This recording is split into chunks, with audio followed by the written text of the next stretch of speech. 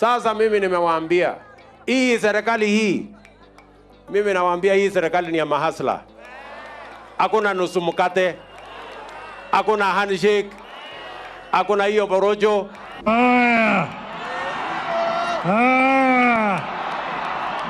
Vijana hoye! Life support machine ya William Ruto Day ni Raila Odinga. Ikizimwa. The Kenyan chessboard, a game of alliances, betrayals, and calculated power plays. Do not rely on Raila. He can change 11th hour na hamuna mahali pa kwenda. Hii mzee aunge mkono kama atamuunga mkono. Mwingine asimame. William Ruto atakuwa namba 4 ama namba 3 akijaribu. Pinga mpaka lini serikali? I'm confused. My name is Edwin Sifuna. In 2022, William Ruto seized the crown Of the people of Kenya. So help me God. So help me God. Now, just 3 years later, the landscape has been irrevocably altered. Hayawi! Imekuwa sasa. Leo tumeweka sahihi kwa mkataba ya kuleta ulewano, ya kuleta amani, ya kupigana na maadui ya Wakenya wote. Leo mimi na baba tumeweka sahihi maelewano ya kuunganisha taifa la Kenya iwe taifa moja. The unlikely pairing of Ruto and his former nemesis, Raila Odinga, dominates the field. But is it a winning strategy or a house of cards built on shifting suns? The numbers tell a compelling story. A combined voter base of over 14 million, the power of incumbency, and regional strongholds seemingly locked down. Yet, beneath the surface lurk whispers of discontent, broken promises, and the ever-present specter of tribal arithmetic. Can Ruto and Odinga navigate this treacherous terrain and secure the presidency in 2027? The answer, like the future of Kenyan politics itself, remains elusive, contingent on factors as unpredictable as voters' sentiment and as concrete as economic delivery.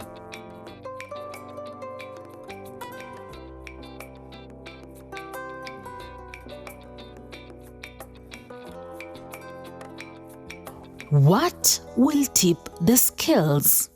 Only time will tell, and a very keen eye on the data.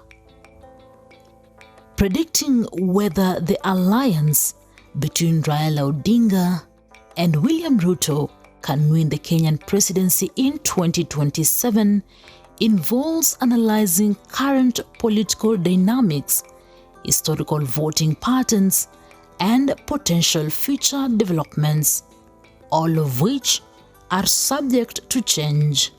As of March 8, 2025, their partnership has significantly reshaped Kenya's political landscape, but its success in 2027 depends on several factors.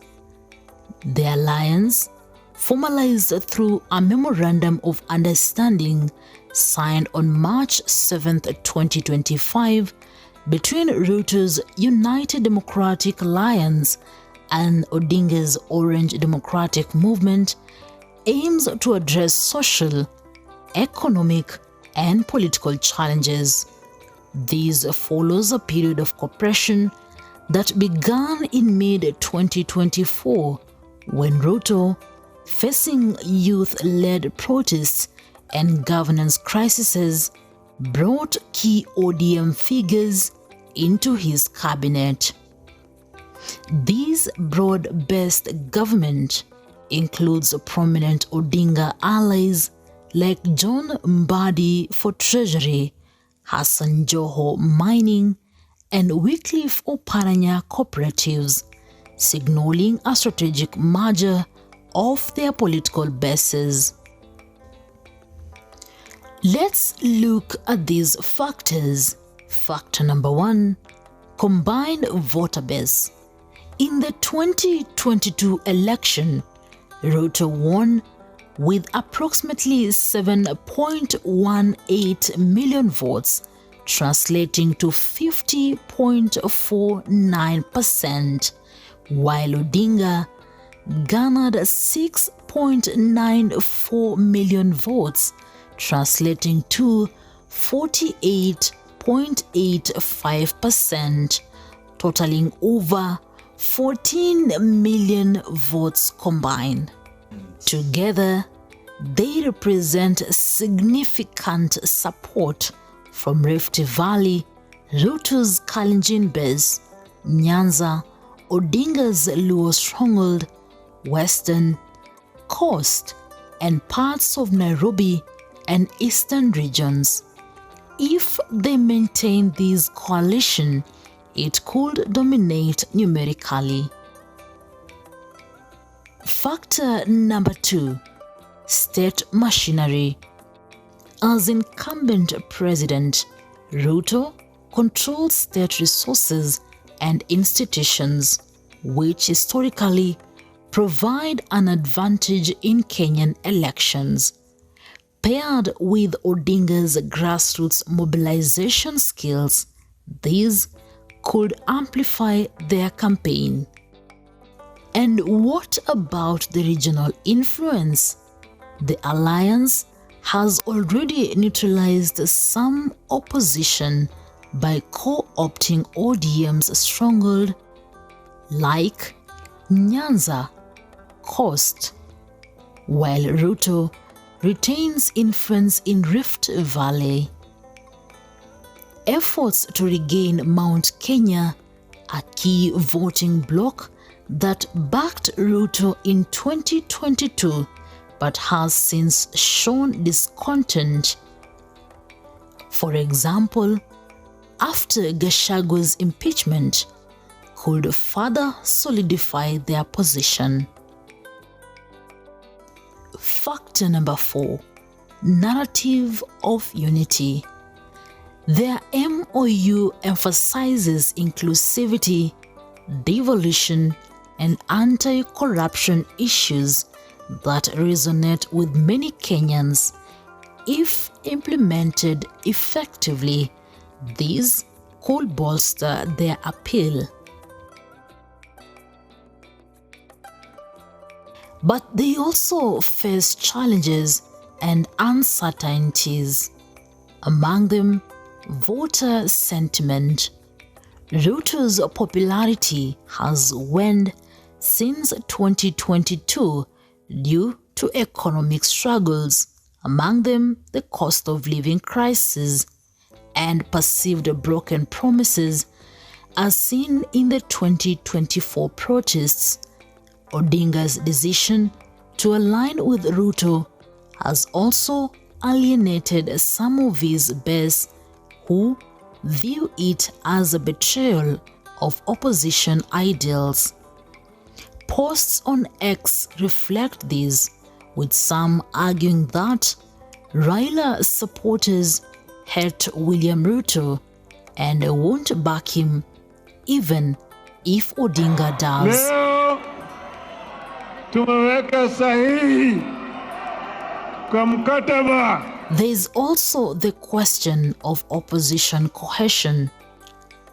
A fragmented opposition like Kalonzo Musyoka, Martha Karua, Eugene Wamalwa, and potentially Rigathi Gachagua currently lacks unity.